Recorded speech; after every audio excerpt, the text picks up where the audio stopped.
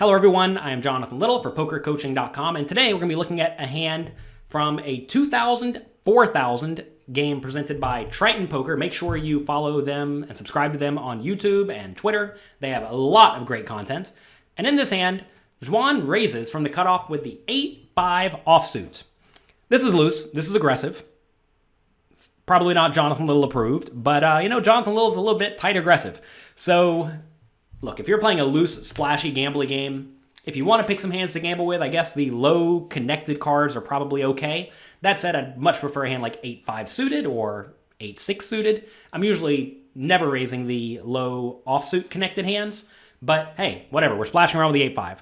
Ace-9 offsuit on the button can either call or 3-bet. If you know that Xuan really likes to raise very wide, and perhaps you know he likes to 4-bet a lot, if that's the case, I would definitely just call with hands like Ace-9 because you really don't want to 3-bet Ace-9 and get 4-bet if your opponent is normally a maniac. I don't know anything about Xuan's strategy. He might be just kind of loose. He might be sporadically loose. He might be absurdly loose all the time. I don't know. But you definitely do want to adjust to what your opponents do in these scenarios. So Tsang decides to call, and then Liang in the big blind has a pretty easy call with a hand that really wants to see the flop. Broadway suited hands definitely like to just see flops because they flop very, very well. All right, flop comes ace-queen 4. Liang checks his king-10, and with the 8-5 offsuit, I think Xuan just has to give up. This is the problem with raising very, very bad hands, is that you really just don't flop well all that often. And if you're playing a kind of loose game to begin with, you want to make sure you're playing hands that flop well, because when you raise and people call behind you, multiple people call behind you, hands like 8-5 offsuit just don't make good hands. And you really want to make good hands when you're playing multi-way. So that said, Xuan's going to line up a bet. Pot's 32,000. If you're going to bet here, I suppose you want to bet medium because no one's going to fold an ace or a queen. So you might as well just bet small to medium. In the cases that they have nothing, they're just going to fold. So I don't mind the bet, assuming you're just going to play incredibly loose. But when you do make this play, you're essentially saying, I think my opponents are going to play too tight and passive. And if you've watched any of these Triton poker games, I realize they're gigantic stakes, but none of these players actually play tight and passive. They play loose and aggressive and splashy, if anything, which is why I don't really like playing hands like 8-5 offsuit to begin with. If anything, you should be a little bit more tight and aggressive because you're going to get action in general. So, facing a small bet, Tsang decides to call this top pair bad kicker. If you've studied at PokerCoaching.com in the challenges, you know you want to be calling your marginal made hands, and top pair marginal kicker is definitely a marginal made hand. So, nice call there. And then, Liang has an interesting spot with a gut shot straight draw. It's nice that in this spot, there is no flush draw available, because if there was a flush draw available, then one of his outs may not be good. If he got the jack of, let's say, spades, if there were 2 spades on the flop. But in this scenario, Liang knows he's drawing to the nuts. He has to put in 12,000 into a pot that's getting quite large already. So I like a call in this scenario. He doesn't have the best hand very often, but he can count on more money going into the pot when he does make the best hand. Because a lot of people, when they're betting the flop and when they're calling a flop bet, are going to have hands like ace-jack in this spot, or ace-king, or ace-10, or something like that. Turns to 6, giving Xuan a gut shot straight draw. I definitely think betting now becomes at least reasonable. I mean, I'm not sure if I'm ever actually betting in this scenario, because when you bet the flop and get called by 2 players, it's just very likely that one of them has an ace. If they have an ace, they're just not going to fold. But, I guess if you put me in this exact spot, I think betting 65,000 on the turn and then blasting the river for like 300, maybe even all in, would be quite powerful. It's definitely a play you could make with a hand like pocket queens, pocket sixes, pocket fours, maybe even a hand like ace-queen. I think that would be a viable play, especially if you thought your opponents were kind of splashy in general. Whenever you are betting big in these spots, you have to ask yourself, like, am I doing this purely exploitatively with only the nuts, or do I want to mix in some bluffs? And it depends a lot on your opponent's strategy. Sometimes you just don't want to bluff at all. Sometimes you want to bluff a ton.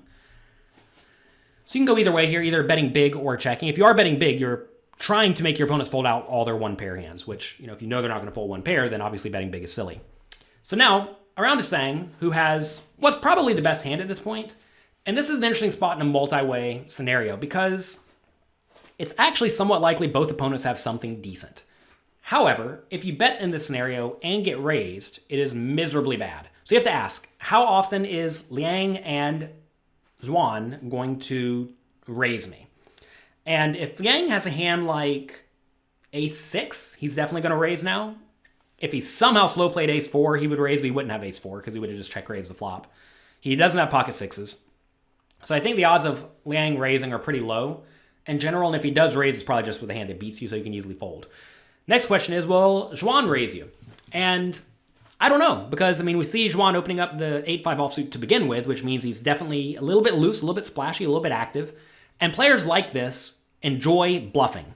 And as you move up in stakes, you're going to find that the players who are loose, aggressive, splashy, they are like really aggressive. This is very different than the smaller stakes players who are very loose. They're often really loose and passive. They're just like check calling a lot with all sorts of garbage. Whereas in the higher stakes games, the loose players are way more aggressive. They're doing a whole lot of raising and putting their opponents in very tough spots. And ace-9 is a hand that really doesn't want to be put in a tough spot. So the easy play for Tsang is to just check behind the turn, call any river bet, right? That way you never get bluffed off this hand, and you always get to essentially realize your equity.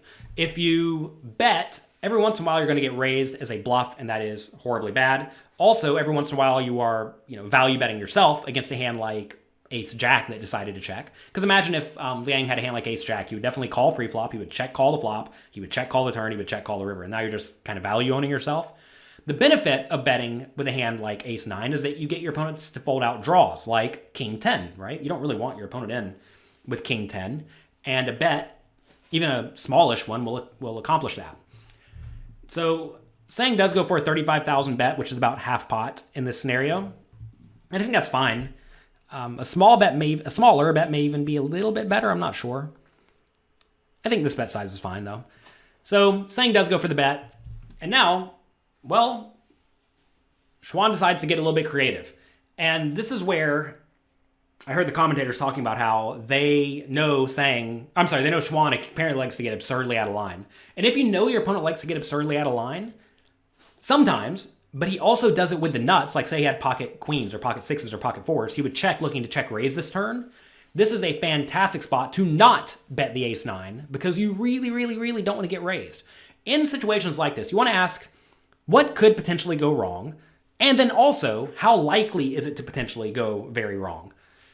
Because in some scenarios, like, yeah, getting check raised is terribly bad, but if it almost never happens, then it just doesn't matter. But if it's going to happen a lot, basically when Xuan checks with a gut shot straight draw, or when he checks with a set, it's going to go horribly wrong. So it's an interesting spot. Notice Xuan does put in a nice pile of chips. I presume he's going to jam the river if he does get called. I would love to know what he would actually do if he got called. Some people will chicken out, some people won't. And this is like I said, miserably bad spot for Tsang, and I certainly would just fold here unless you know a lot about your opponent's tendencies. And interestingly enough, some people in this scenario only check raise with gut shot straight draws and with junk. They do not actually check raise with the nuts here ever. They would just keep betting it because, especially on this turn, they get a little bit scared of the various flush draws, or the one backdoor flush draw, and they go, I need to bet so I don't get outdrawn. Obviously, that's not what a lot of people do, but that is what some people do. So, cool spot. If somehow we knew Xuan only check raise turns as bluffs, well, then this ace-9 becomes a very easy bet the turn and then call a raise and then call a river jam. But you need a whole lot of data on your opponent to know that, because what a lot of people do wrong is they look at this exact spot and they think, oh, my opponent likes to check raise with all their bluffs, but they forget that they're also going to check raise with some value hands as well, some portion of the time, or perhaps never. That's why you need a big sample of hands on your opponents, because imagine this hand happened one time out of a million. It's probably fine, right? But if this hand happens every single time Xuan has a gut shot, well then obviously he's going to be very easy to play against. So this may look like a scenario where the ace-9 kind of got owned because it bet and then just had to fold to the raise, but I don't think that's necessarily true. I'm not sure how often Xuan is making this play.